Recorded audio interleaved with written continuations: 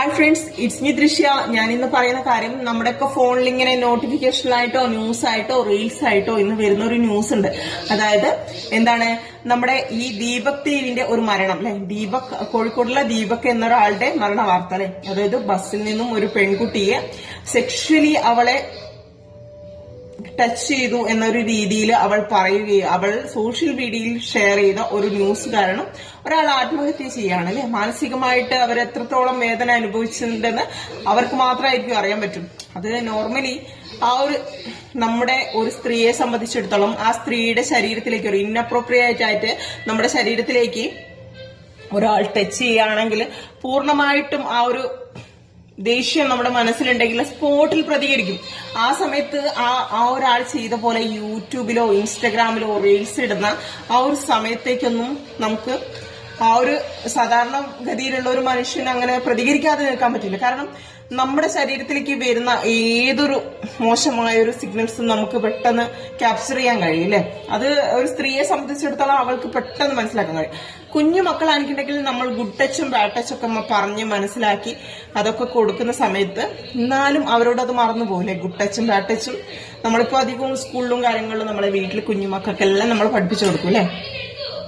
അങ്ങനെ ഇരിക്കെ ഇത്രമേൽ പ്രതികരിക്കുക, പ്രത്യേകിച്ച് സെക്ഷലി ആയിട്ടുള്ള ഒരാള് നമ്മളെ ടച്ച് ചെയ്യുകയാണെങ്കിൽ പെട്ടെന്ന് മനസ്സിലാക്കാൻ ചെയ്യും. ആ ഒരു കാര്യത്തിന് ഈ ഒരു ആള് ചെയ്തതെന്ന് വെച്ചാല് ഈ ഇൻസ്റ്റയോ ആ റീൽസ് ഓപ്ഷൻസ് തുറന്നിട്ട് നമ്മൾ സോഷ്യൽ മീഡിയയിലേക്ക് ഈ പങ്കുവെച്ച ആ ഒരു കാര്യത്തിന് അവളെ അത്രത്തോളം അത് സ്വാധീനിച്ചിട്ടുണ്ടെങ്കിൽ, ആ ഒരു മനസ്സിനെ വേദനിപ്പിച്ചിട്ടുണ്ടെങ്കിൽ അവൾ ഒരിക്കലും എന്താണ് ചെയ്യുക, ഈ റീൽസ് എന്ന ഓപ്ഷനിലേക്കല്ല. എന്നെ ഏറ്റാൻ അങ്ങനെ ചെയ്തെന്ന് വെച്ചാൽ അയാൾ ഇപ്പോൾ ഉണ്ടാവില്ല. അപ്പോൾ അദ്ദേഹം അങ്ങനെ ചെയ്തു എന്നല്ല ഞാൻ പറയുന്നത്.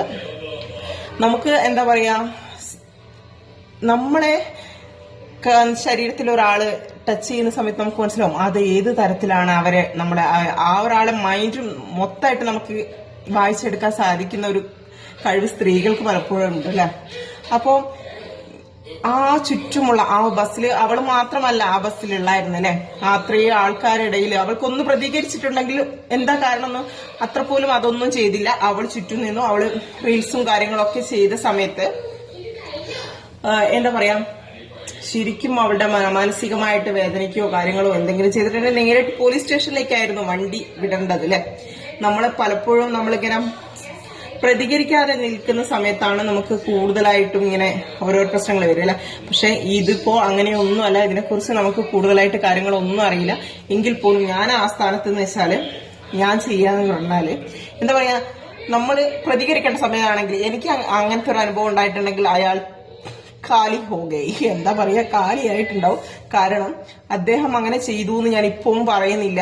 കാരണം ഇവൾ ചെയ്ത പോലെ യൂട്യൂബിലേക്കോ ഇൻസ്റ്റയിലേക്കോ ഒന്നും നമ്മൾ ലൈവ് പോയിട്ട് ചെയ്യൊന്നുമില്ല.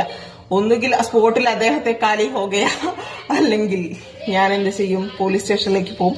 എന്തിനാണ് നമുക്ക് ഭരണങ്ങൾ, എന്തിനാണ് നിയമങ്ങൾ? ഇതൊക്കെ നമുക്ക് സേഫ് ആൻഡ് സെക്യൂരിറ്റി ആണ് അല്ലെ.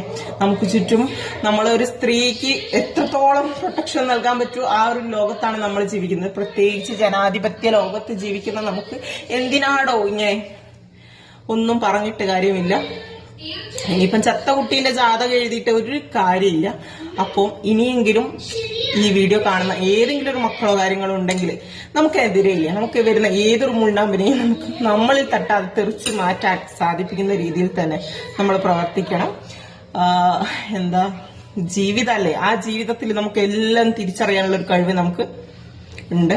ആ കഴിവുകളൊക്കെ നമ്മളിങ്ങനെ വളർത്തിയെടുത്ത് നേരിട്ട് സോഷ്യൽ മീഡിയയിലേക്ക് അയക്കാനല്ല ഞാൻ പറയുന്നത്. പ്രതികരിക്കേണ്ട സ്ഥലത്ത് മുഖത്ത് നോക്കി തന്നെ പ്രതികരിക്കാം. അല്ലാത്ത സമയം നമ്മൾ ഇങ്ങനെയുള്ള കാര്യങ്ങളിൽ പോയിട്ട് ചെയ്ത് അങ്ങനെയൊന്നും ചെയ്തിട്ട് ഒരു കാര്യമില്ല. നമുക്ക് ആദ്യം തന്നെ നമുക്കെതിരെ വരുന്ന ഓരോ കാര്യങ്ങളും നമ്മൾ തിരിച്ചറിഞ്ഞ് അതിനെതിരെ പ്രതികരിക്കാനുള്ള ഒരു ശേഷി നമുക്ക് ഉണ്ടാവണം അല്ലെ. അപ്പം എല്ലാവരും സേഫ് ആയിട്ട് ഇരിക്കട്ടെ എന്ന് വിചാരിക്കുന്നു. അപ്പൊ ഇനി എന്ത്, ബസ്സിലെല്ലാം കയറാൻ എല്ലാവർക്കും പേടിയായിരിക്കും അല്ലെ. ഏത് രീതിയിലാണ് പ്രത്യേകിച്ച് മനസ്സിലാക്കാൻ കഴിയുകയാണെങ്കിൽ നമുക്ക് ചുറ്റുമുള്ള ആ ഒരു സെക്യൂരിറ്റി നമ്മൾ യൂസ് ചെയ്യണം അല്ലെ. അങ്ങനെ ഇരിക്കെ എല്ലാവരും സൂക്ഷിച്ചു കൊണ്ടൊക്കെ ഇരിക്കും. ഇനിയിപ്പം ബസ്സിലെല്ലാം പോകുന്നവർ ഒരു കാർഡ്ബോർഡെല്ലാം വെച്ചിട്ട് പോകേണ്ടി വരും അല്ലെ. അങ്ങനെയൊക്കെ ആയിരിക്കും വരിക. കഴിഞ്ഞ ദിവസം റീൽസ് കണ്ടിട്ടായിരുന്നു കാർഡ്ബോർഡ് വേണോ എന്ന് ചോദിച്ചിട്ട്. അപ്പോൾ അതിന്റെ എല്ലാം മീനിങ് ഫുൾ ആയിട്ടൊരു ഓപ്ഷൻ ആണല്ലേ അപ്പോൾ എല്ലാവരും പ്രതികരിക്കേണ്ട സ്ഥലത്ത് പ്രതികരിക്കുക തന്നെ വേണം കേട്ടോ.